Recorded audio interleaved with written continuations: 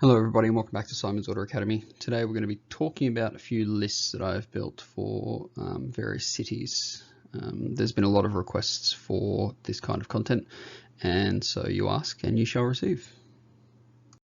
So of course the mandatory page thanking all my Patreons for sending me some money to motivate me to make videos. We've got a new one this week, Boswell Little, who I just wanted to mention quickly. So he's a gentleman from America who's going to NashCon and contacted me basically last night looking for list advice because he wasn't sure what to take and he wasn't sure what would be competitive. But got in contact with me, said that he wanted me to run through a couple of lists with him, and so we jumped on Discord this morning and kind of hashed out two lists that he's going to be able to take for the tournament, and hopefully he'll do well, and I wish him the best. And if anyone else wants to reach out and have a similar interaction, please hit me up either on Patreon or on Twitter at Hammerhal. So we use the same format as the previous videos. So basically I've got 6 cities, the first 6 in the battle tome, so Tempest will be in the next video. I've made a list for each city and I'm just going to run through basically why I've made the list and how I kind of came to the decisions that I did. So Hammerhal is a fitting first one. So this is a variant of the list that I ran in the battle report, the tournament report from a couple of weekends ago. The difference that most of you will notice is that now Gotreks in the list. So I lost a battle mage, I lost the assassin, and I lost the handgunners, and basically got, minimum battle line that I can possibly take, so 2 units of 10 Free Guild Guard and 1 unit of 10 Flagellants. The Flagellants I'm a little bit iffy on at the moment because they don't have a banner to trigger the extra command point on a 6, so we'll just revisit that at some point, but at the moment they're in there because it gets you a better bid for a triumph at 1990 as opposed to 1995. So the reason why I've been considering this list with Gotrek, and it originally did have Gotrek before I took him out for that tournament because I was trying to be nice, but basically when you get the combination of Wild Form on the Gur Battle Mage, which is +2 to run and charge, and the Wings of Fire spell, that's the Law spell in Hammerhal for +1 to run and charge and fly, you've got a Gotrek that is, that flies, has +3 to run and charge, and has and can fight twice and do all the other things. He's basically amazing, especially when you can put all those buffs on him and put him into targets that you want. And so the triumph in this list is also bloodthirsty. It's the only time you'll see me take one that isn't inspired. Basically that's just because, once again, if you want to get a reroll to charge on Gotrek without spending a CP, that's your ability to do it. So the Vindictors, I really like units of 15 Vindictors with a Lord Castellan to follow up behind them, and this is probably the best city where they are, so either immune to battle shock in my territory or being able to fight twice is also really good on a unit of 15 Vindictors. They're 2-inch reach ensures that most of the time all of them will be able to fight, if not the gross majority of them. And because they start at a 3+, as soon as you lantern them, which you don't need to roll dice for, they're on a 2-up. And then when you cast Mystic Shield or use All Out Defense, you can be a 2-up ignoring Rend 1 or 2. So they're really strong. And they, I played a game against Chris Welfare's Ideneth the other day that had Gotrek in it, in that, I can't remember what the Enclave or the whatever the Sea Castle is called, where you get to, run and charge with Gotrek and use all of the Tides abilities on him, but it was in that one. And because of the ability of these guys to tank, they were on a 2+ and they were ignoring Gotrek's Rend, and so I was just rolling a whole lot of, I only had one of the buffs on them and they were rolling 3-ups with impunity, and none of them died to Gotrek except for Immortals, so really strong. Again, the Anointed on Frostheart with the Arcane Tome and Flaming Weapons is just one of the strongest options in the book, I think, at the moment. And then for this list in total, you've got 3 melee threats. So you've got the Anointed on Frostheart, you've got Gotrek, and then you've got the 15 Vindictors with the Castellan and the Hurricanum and the Battle Mage following up behind them. So there's your 3 little pods that you're going to be throwing at your opponent. And having those 3 serious melee threats means that your opponent might make mistakes they wouldn't otherwise make because they're trying to avoid Gotrek or they're trying to avoid the Anointed on Frostheart Phoenix. And I will actually say at this point that I'm running under the assumption that you don't have to take the command trait or an artifact from the city as if it's a sub-faction, just because it's not specified anywhere. There are people that would disagree with that, and that's perfectly fine, but at the moment there's nowhere that says that the cities are a sub-faction. You can make that assumption, but it isn't explicitly written on paper, and until they make rules that are actually watertight, then I'm going to take them to the best that I think they can be within the rules as written. Rules as written, cities aren't sub-factions, and so you don't have to take their artifacts or command traits, and so that's exactly what I've done here. So the battle mage on foot is the general, and he's taken the generic command trait Master of Magic, which means that he gets to reroll one spell a hero phase, which is great. So and because of the way that his buffs work with casting endless spells, because of being in cities, with the Hurricanum next to him, and with his innate ability to get +1 to casting Gur, he's got +3 to cast the cogs with a reroll as the first spell, and it's just a really good way to start every hero phase, basically. So yeah, this is the list. This list is quite a fun list to play. It's got, you know, big melee threats, and I think that it's, if you want to run Gotrek in cities, I think this is probably the best place to run him. Right, this is a fun one. So the next one is in the Living City. I quite enjoyed making this list. Basically, I was going off the previous list that I played with Durthu and the Tree Lord Ancient, and I was like, Durthu's a big amount of points and he doesn't do a whole lot once he gets away from 8 inches away from the trees. How can I do that with something comparable? And so what I came up with was this list. So you still got the Tree Lord Ancient to throw his trees down, his wildwoods down, and he's got Life Surge and the Amulet of Destiny. Basically makes him more survivable and makes him able to heal himself, makes him able to throw down stuff. He's a monster, so he can score your monstrous stuff if you need to. You'll see a trend with the gross majority of these lists will have one monster in them, because I think that's pretty crucial in the current battle pack that we're using. Nomad Prince is the general. So he's quite good with Iron Oak Artisan. He doesn't do a whole lot. I originally had Sisters of the Watch in this list, but it meant I had to take out one of the unit of Kurnoth Hunters, and I quite like the 2 units of 3. If you know, you were deciding that you wanted to put the Sisters of the Watch in, you can take out the handgunners or crossbowmen. You can take out a unit of Kurnoth Hunters and take out a unit of Aether Wings, and put in a unit of Sisters of the Watch. That's another option for this list. But as it is right now, you've got basically the Tree Lord Ancient. Turn 1 will drop the Wildwoods. The Gur Battle Mage will cast Wild Form on the Kurnoth Hunters, teleport them through the trees, and then they charge, needing a 7. And they're in the Vanguard Battalion, which means that once per game they get a free charge reroll, which is pretty good. And then the Aether Wings just fly around, basically just a pain in the ass, essentially. And then your 20 Ironbreakers and Free Will Guard basically sit at the back with your Nomad Prince, who just throws out his -1 to hit, throws his birds at the opponents, with the Battle Mage and the Tree Lord Ancient with him. And then the Free Guild Handgunners or Crossbowmen, depending on which one you want to take, because I know that people sometimes don't like taking Handgunners, and Free Guild Crossbowmen are thematic for the Living City, because they basically make like Iron Oak bolts to fire. So you can take whichever one of those 2 you want, but basically that appears on the side of the board with the Celestial Hurricanum, which is at the bottom. And yeah, so when you teleport the guys through, the Kurnoth Hunters are obviously affected by the Tree Lord Ancient's command ability whenever he uses it, wherever he uses it, so he doesn't actually need to be in range. So he can be at the back of the board and they'll still be affected by it, which is +1 to armor save. They're already on a 4-up. If they take their particular stance, they're on a 3-up, and then if you use the Tree Lord Ancient's command ability, they're on a 3-up, ignoring 1s. And then if you take, if you give them all that defense, then they're on a 3-up, ignoring Rend 2, which is quite good. And then they heal 1 because of the Living City ability at the start of every turn. So that's pretty strong. That's basically the strength of the list. So the options that I've put forward in this list, you've got quite a good bid for your Triumph in this list as well. So 35 points is quite a significant bid. I've had to max out the Aether Wings basically to get the Tree Lord Ancient and the 2 units of Kurnoth Hunters in there. You can juggle it around again to basically, you know, to only needing 8 units, and then you get rid of a unit of Aether Wings and get rid of a unit of Kurnoth Hunters and make the other one into a 6, maybe. It's probably not a great idea, but it's an option.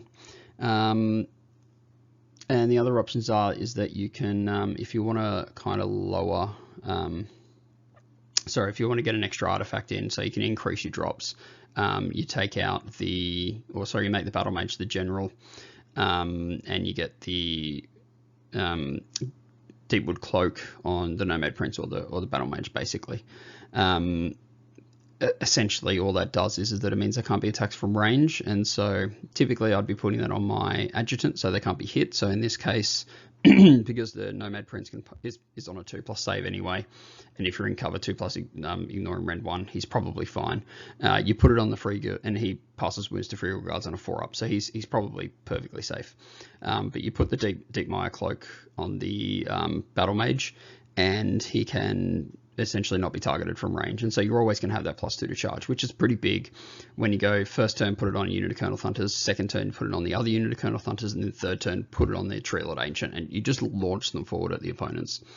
And so yeah, I think that's quite a strong list, and it's a fun kind of way to play the game, just throwing melee units at people, and you've got quite a bit of mobility with the 3 Aether Wings, and with the Colonel Hunters being able to go through trees, and how the way that the wildwoods work these days.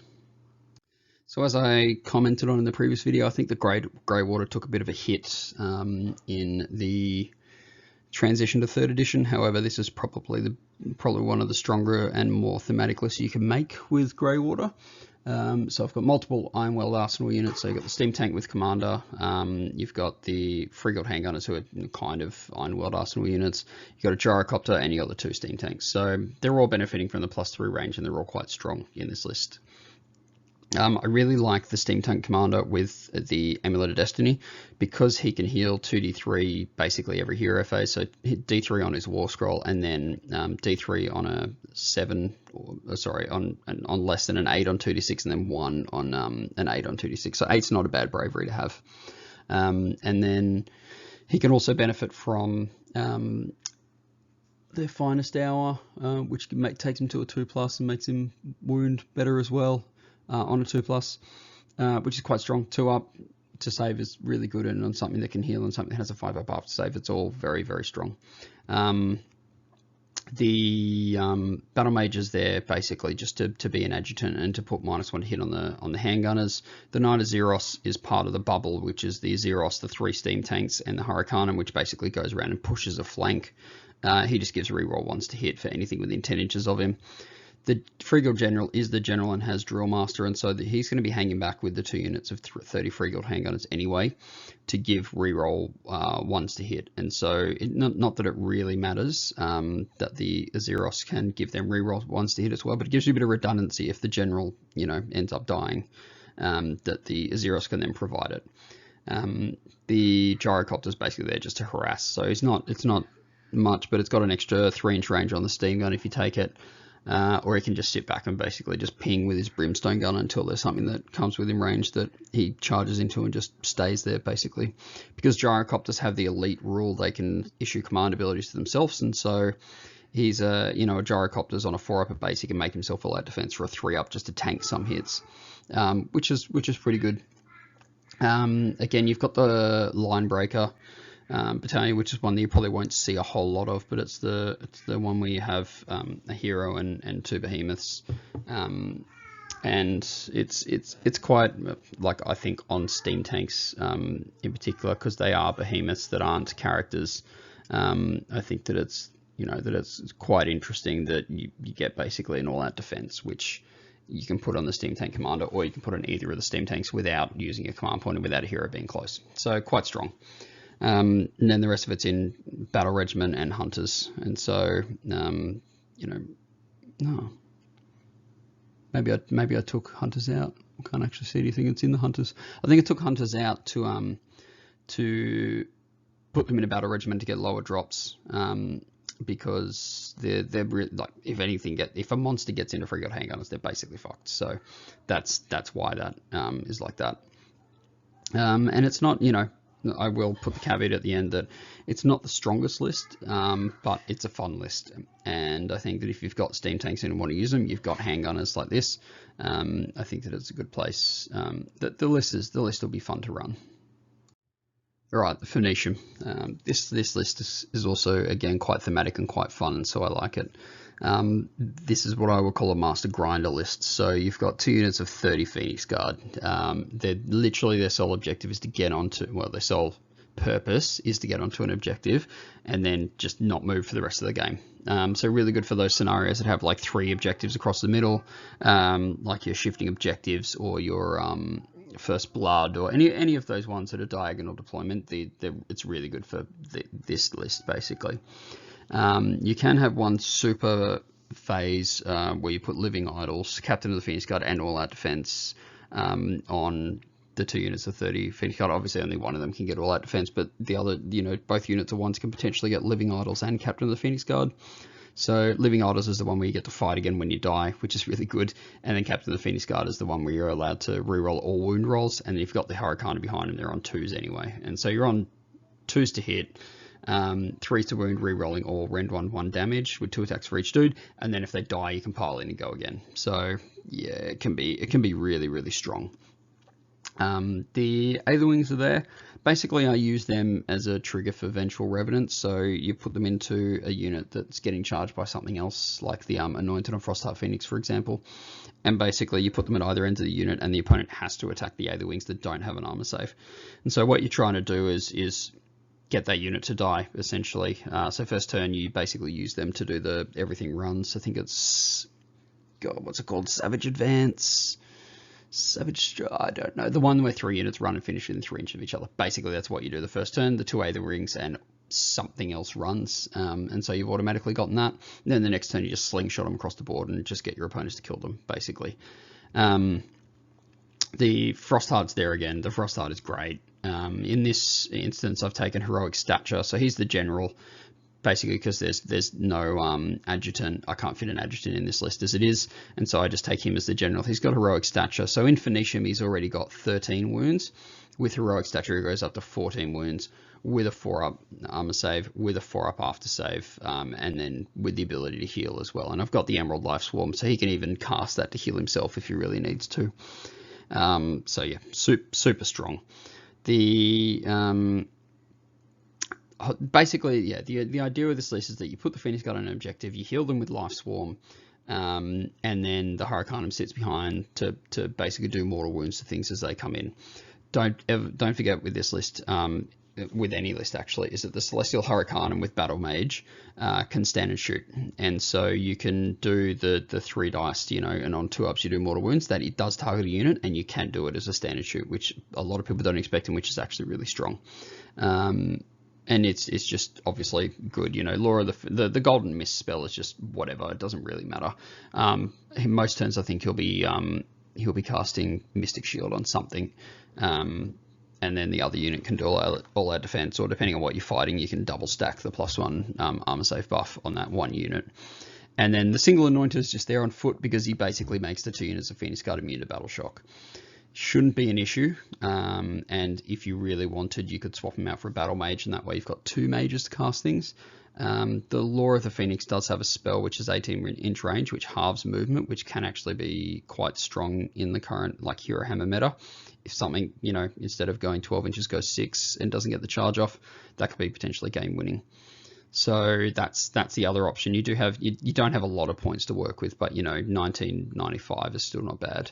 The other option is that you can get rid of the Anointed and put a Sorceress on foot, so that saves you 15 points, and you change the Free Guild Guard to Dread Spears, and so that gets you 10-point discount, so you're at 1990 if you want to do that. But I thought in this instance, I think the Anointed making them immune to Battle Shock is actually quite strong, and so I just left him in there. And yeah, that's a pretty fun list, and hopefully you'll get some more people playing Phoenicium. Right, I know there's a lot of people that like Anvilgard, so let's go through this list. So it's a high drop list. So it's at 7 drops, so you're not going to be choosing to go first the gross majority of the time, but that's not a big deal with this list. So leaning heavily into the theme of Anvilgard, we've got lots of Darkling Covens, and then a little bit of Dock at the end. So the General is irrelevant, I do want to say that. So he can do stuff during the game, like the unit of 30 Blackheart Corsairs, he can give him +1 attack. Whatever, it doesn't really bother me. What he's done is that he's a cheap character, he's 70 points, he's given us Blackfang Crime Lord, which and we've got Black Market Bounty. So basically what that means is that you get 2 artifacts at the start of the game, at list building, and you also get D3 extra command points at the start of the game. Again, it's not clarified when you can take those command points, and I think that the best way to play it in the meantime is just for the first turn you get an extra D3 command points, which is a bit shit, but it is what it is. So that's him.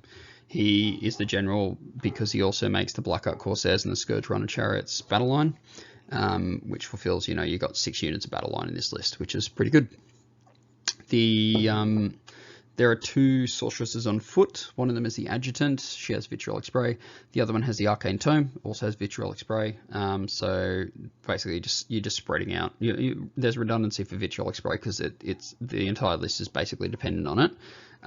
But the other thing is that with by spreading it out, you've got the Arcane Tome on one of them, you've got Adjutant on the other one, and then you've got the Sorcerer and Black Dragon as the other one. So there's a number of ways to kind of get around that. If they were to start trying to snipe at your sorceresses. And then you've also got the sorceress on the Black Dragon, so she's also got Vitriolic Spray, basically because you're rolling for 6s to get Vitriolic Spray off whenever you can. She's also got the Drake Scale Cloak, because you give her a 5-up ward save, basically. And it's really strong. And then in addition, you've got a Hurricane with Celestial Battle Mage, which also has an Amulet of Destiny, so you've got 2 models, or 2 units in the army with a 5-up ward save, which is very strong. Your battle line then consists of 30 Dark Shards, which is, ideal for your combo with Vitriolic Spray.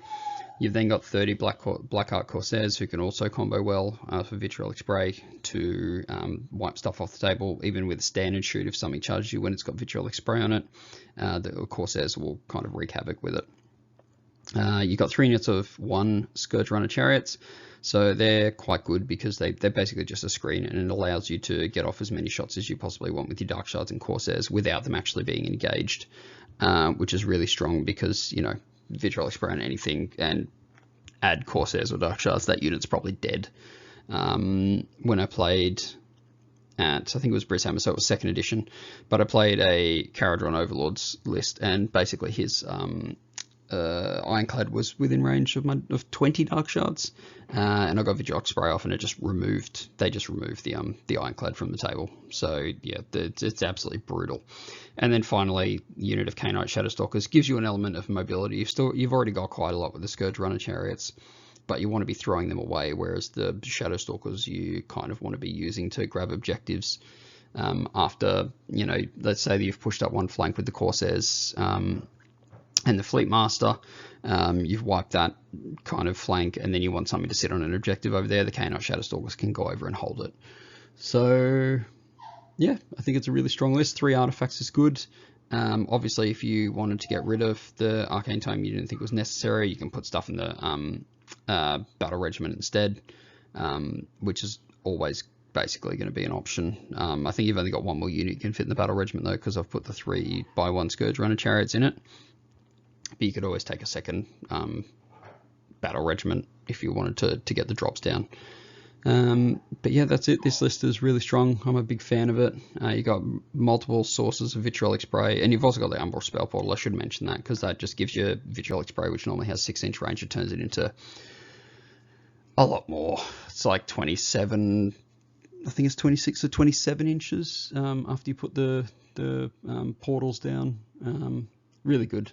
And yeah, the redundancy as well, I forgot to mention before, of the Hurricanum having Sap Strength and the Sorceresses having Word of Pain means you can put -1 to hit on 2 targets, which is really good. And you've got a monster that can go and either jump onto objectives for monstrous takeover, or can score you extra points if it can wipe like little min units of battle line in the Sorceress on Black Dragon. You don't really want her in combat, but if you have to fight a unit of 10 something, anything really, she can probably kill them. And finally, the King of the Castle. So Hallowheart was probably our strongest city in 2nd edition. It's still probably our strongest city in 3rd edition. And I think this list is probably one of the strongest that I can make with the original Battle Tome cities. Tempest potentially can beat it out, but we'll come to that next week. So the theme of Hallowheart is mages and dwarves. if people don't know, like, you know, you see this list and you're like, oh, they've got 30 Iron Drakes and 30 Iron Breakers, they're just playing the strong stuff, and they probably are. But you're back in Firestorm, Hallowheart has a very heavy Dwarden presence, and you could even put in coalition units of Fire Slayers back in Firestorm, which I wish you could still do, because I think it would open up this city a lot more. But it is what it is, you can't do it anymore. So we start off with our obligatory monster. So in this list, it's the Battle Mage on Griffin, who has the Amulet of Destiny and has the Law of Whitefire, Seer Wounds to heal himself.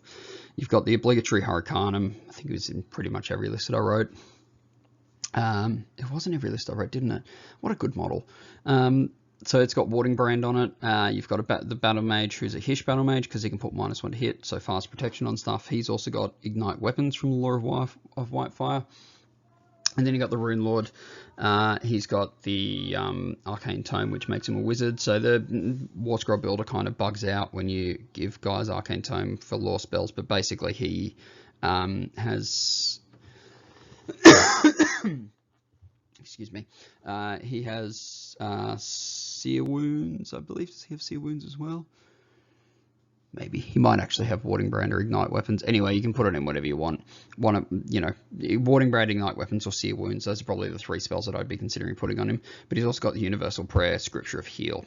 So he's got lots of options, basically. Command trait for him. So he's the general, so that you can make your Iron Drake's battle line.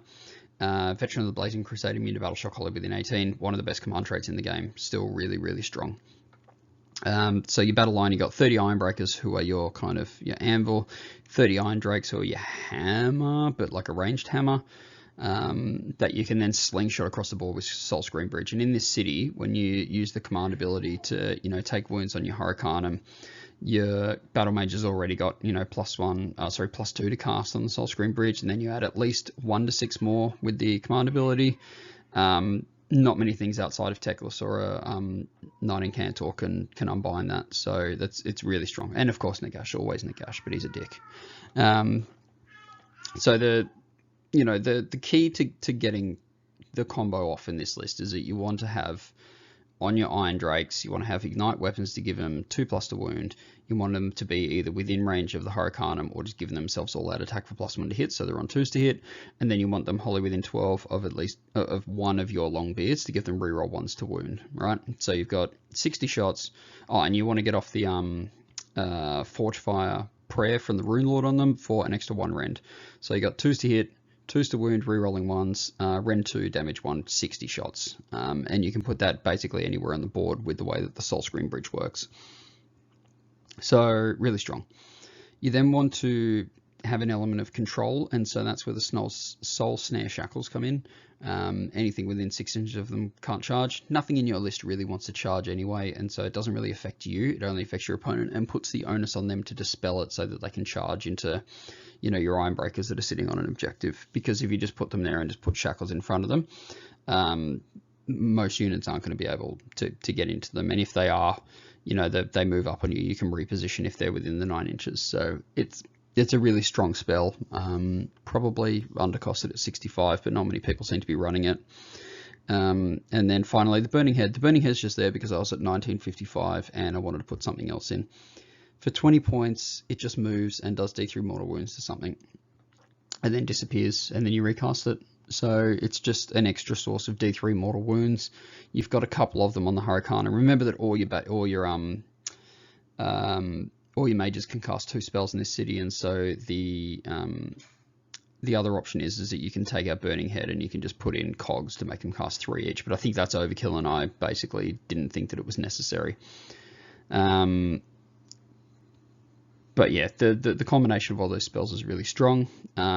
You then have the Iron Breakers, who are your hammer, your anvil, and so you put Warding Brand on them if they die. You put Mystic Shield on them to give them a 2-up armor save at base, and then they can all out defense for other things. And then you also put Fast Protection on them for -1 to hit from the Battle Mage. So they're -1 to hit, they're 2-up armor save at base, and you can also give them a 6-up ward save if you want as well from the Rune Lord if the Iron Drakes have buggered off somewhere else to shoot something. Yeah, I just think that this is probably the strongest that you can make a list in cities at the moment, and it's like, the thing is that it's also quite thematic. I know there's a Rune Lord with a that's casting magic, and people seem to get their, you know, buttholes puckered about that. But I think that as it is, this is a really strong list, and I think you'd be stupid not to take the Arcane Tome on the Rune Lord, because it gives him 2 spells and it makes him benefit from the Hurricanum's command ability to give him bonuses to cast. So it's just really strong. Yeah, it's an 8-drop list. I think that's the next thing to note. But to get the extra artifact in, which I think you do want to, like you can take the Amulet of Destiny off the Battle Mage on Griffin, but I don't think you want to, because it makes him just so much more resilient. And the Shadow Stalkers, of course, I didn't even mention them. They're just good. They're just in the gross majority of my list. Just 1 unit as an ally, just because they can go anywhere on the table. And it's thematic, because, you know, the Shadow Stalkers are spying on all the other Order factions, and so while they think they're helping, they're actually spying on them. So I quite like that, from, you know, the thematic point of view. But yeah, basically what you'd be doing in this list is that you bridge your Iron Drakes over onto one flank, wipe off whatever is on that flank. I think that on averages they definitely remove a Gargant, not the one with the Amulet of Destiny. So you basically shoot him and then you wait for him to charge you, which you're fine, because then you stand and shoot and then you probably kill him with that. But then once they've cleared a flank, again you teleport the Shadow Stalkers onto that flank to hold whatever's there, so that it makes it difficult for your opponent to come and take it off you, basically. But yeah, probably the best list that I'm able to make at the moment in the current meta and in the current book. And that's basically it. Thanks everyone for watching. Next week there will be either a tournament report, because I am going to a tournament, a 1-day again on Saturday. Still haven't decided on my list. I think I'm running a Living City list with Indrasta and some Annihilators, so that should be interesting. But the other 5 cities will basically get their own video as soon as possible after this one, so that people have some sort of inspiration on what they should take, or what they can take in cities, to, you know, play a strong list from every city, but also something that is fun and thematic for the city in which you're taking it. Like I'm taking a very nasty list to the next big 2-day tournament, which is in 3 weeks from now. I won't be sharing that list until after the tournament, but I have high hopes, and that one is not thematic. It is filth, with filth laid on top, and so super excited to play that and see how it does. But that's it for today. Thanks everyone for listening, and I will speak to you all next week.